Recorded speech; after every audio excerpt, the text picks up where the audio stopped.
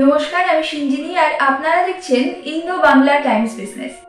আজকে আমি চলে আসলাম একটা ইন্টারেস্টিং তথ্য জানাতে।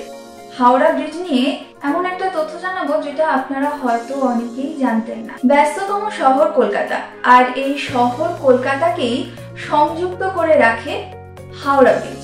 কিন্তু আপনারা জানেন কি, হাওড়া ব্রিজ দুটো সময়ে, প্রত্যেক দিন দুটো সময়ে হাওড়া ব্রিজের উপর সমস্ত যান চলাচল বন্ধ করে দেওয়া হয়। আর এর কারণটা জানলে আপনি কিন্তু অবাক হবেন। অত্যন্ত প্রাচীন একটা ব্রিজ হলো হাওড়া ব্রিজ, আর বিশ্বের উচ্চতম ব্রিজগুলোর মধ্যে একটা হচ্ছে হাওড়া ব্রিজ।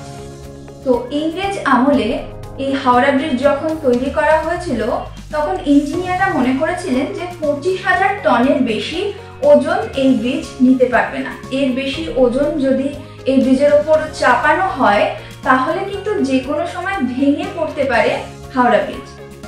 আর বুদ্ধিজীবীদের মতে যে কোনো ব্রিজ ভেঙে পড়ার সময় নাকি 12টা।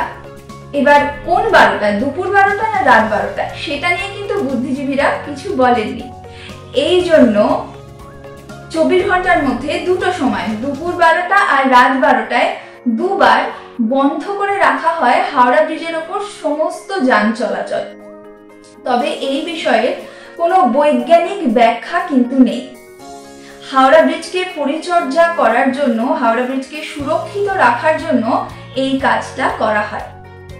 এরকম আরো অনেক বিষয়, আরো অনেক রকম ইন্টারেস্টিং তথ্য, অনেক রকমের খবর, অনেক রকমের আপডেট জানতে আপনাদের চোখ থাকুক ইন্দো বাংলা টাইমস বিজনেসের ইউটিউব চ্যানেলে।